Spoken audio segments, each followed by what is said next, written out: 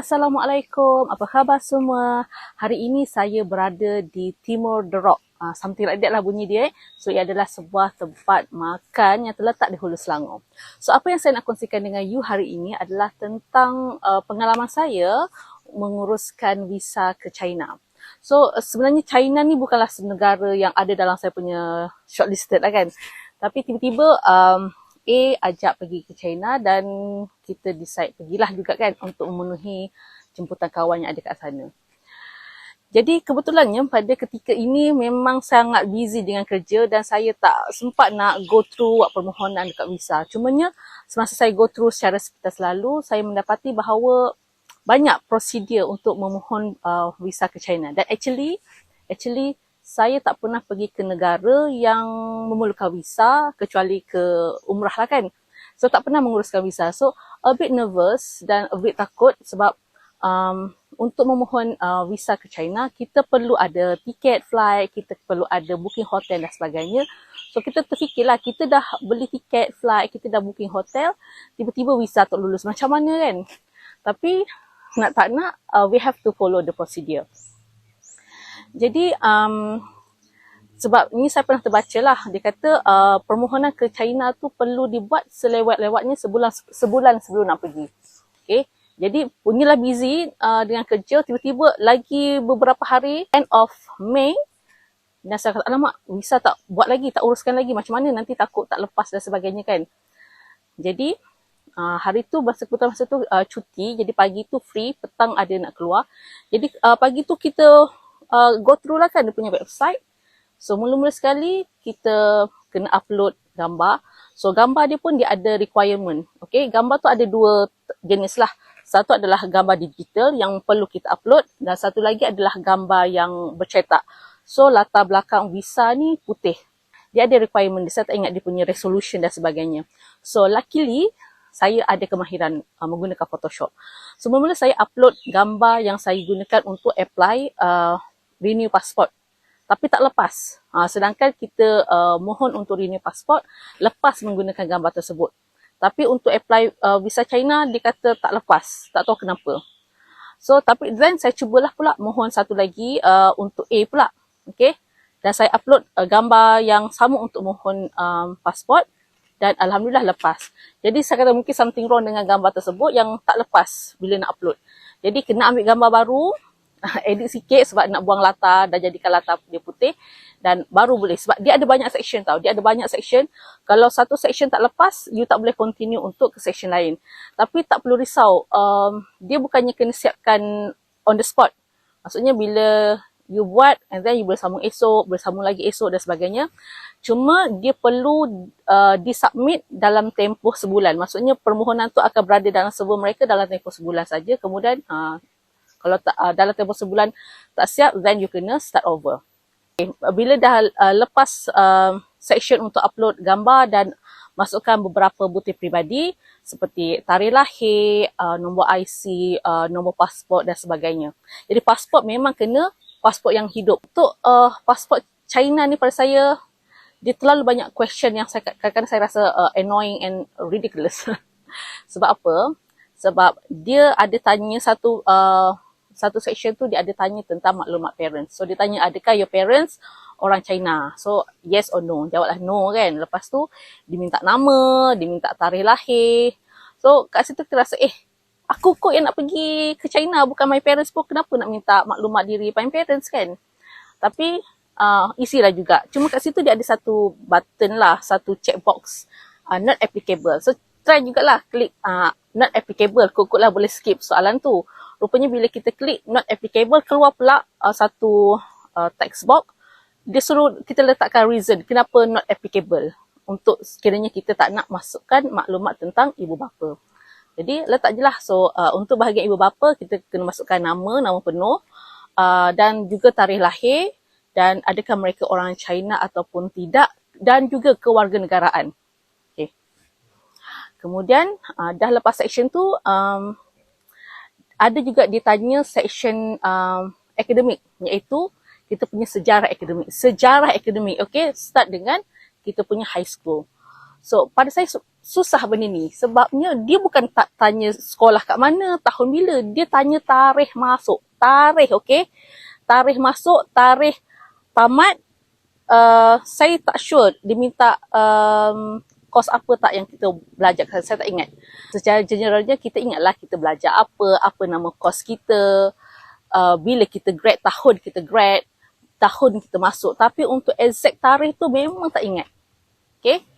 Jadi saya terpaksa sambung that particular section keesokan harinya sebab segala maklumat tersebut ada di office.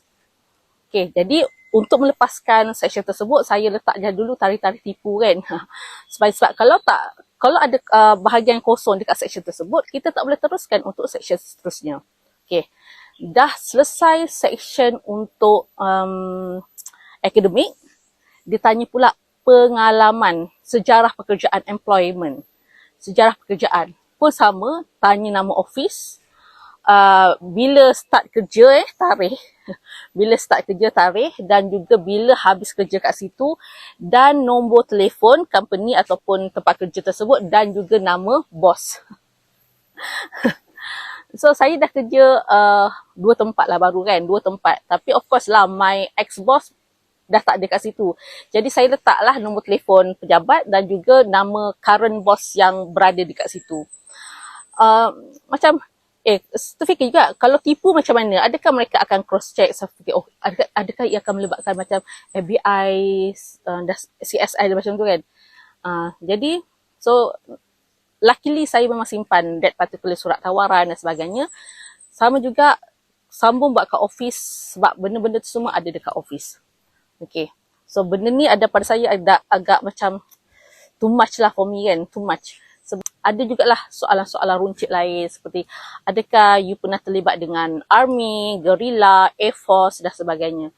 So yang itu soalan tu hanyalah yes or no.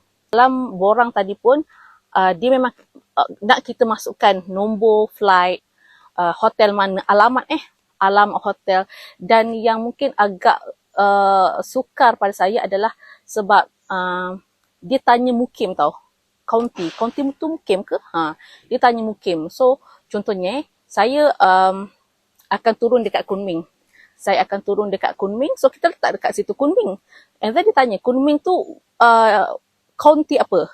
So, ada banyak kan. Kita ni dah lah kat Malaysia pun, kita bukannya family sangat pun. Mukim-mukim kat Malaysia kan. Ini lagi kat negara orang kan. Dah satu kerja pula, airport dekat Kunming tu, dekat kawasan mana, apa dia punya alamat, nak dapatkan dia punya wording untuk county tu. Okay.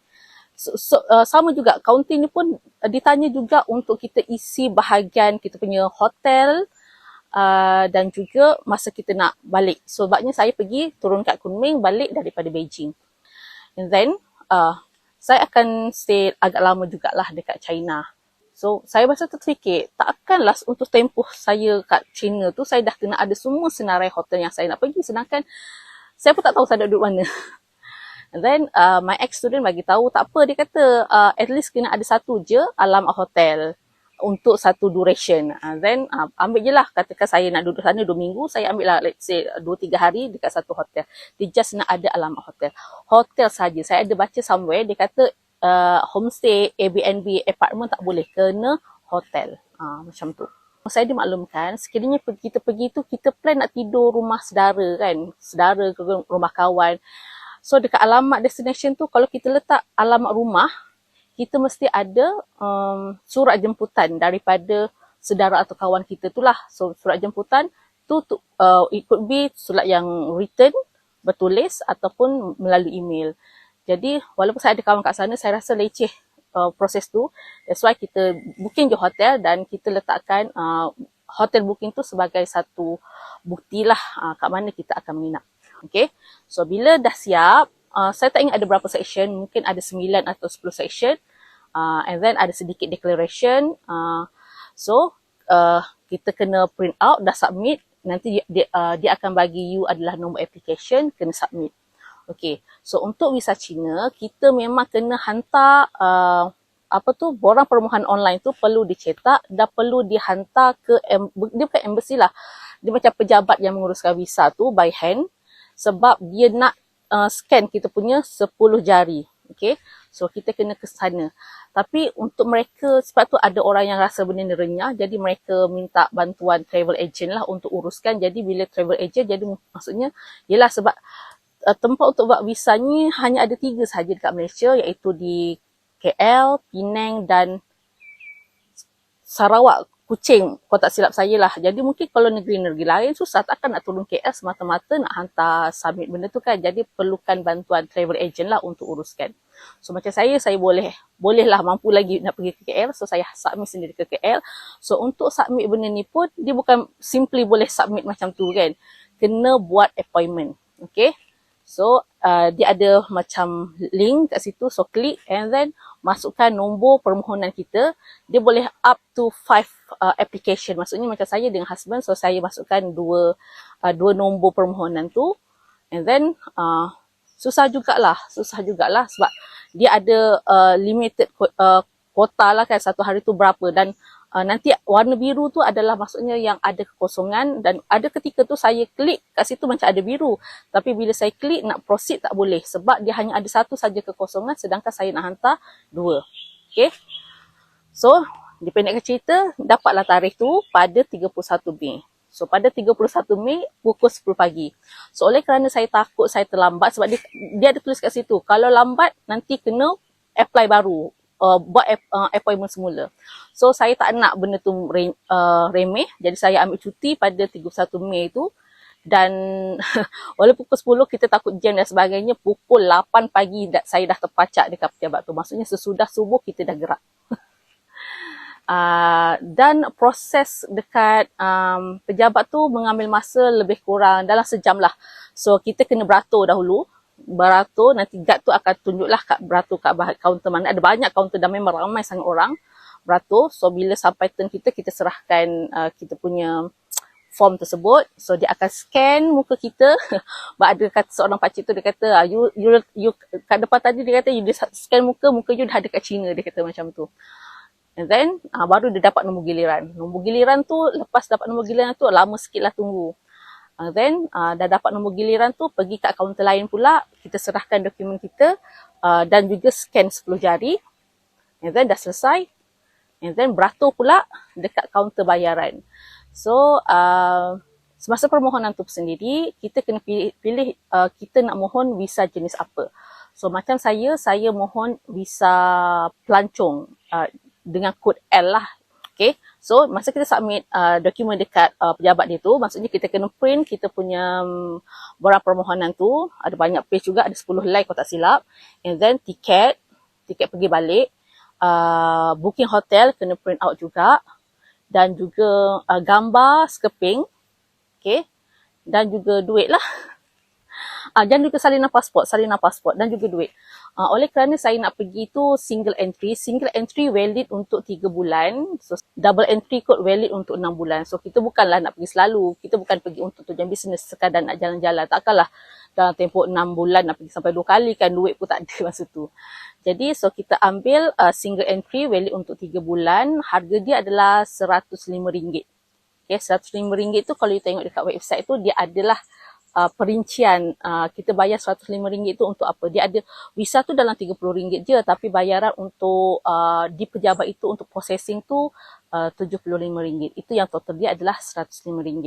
Saya tak pasti untuk visa jenis lain, dan saya juga tidak pasti apakah prosedur untuk visa jenis-jenis lain. Ini adalah berdasarkan pengalaman saya memohon visa pelancong ke China. Permohonan visa dia ada beberapa tahap kelajuan lah. So saya ambil normal. Normal ni memakan masa 4 hari bekerja.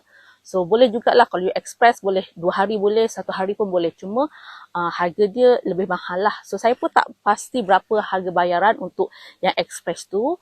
You boleh check dia punya details tu dekat sini dekat dia punya website ini. Okay, itu saja perkongsian pada saya. Kita jumpa lagi untuk jalan-jalan China. Bye-bye.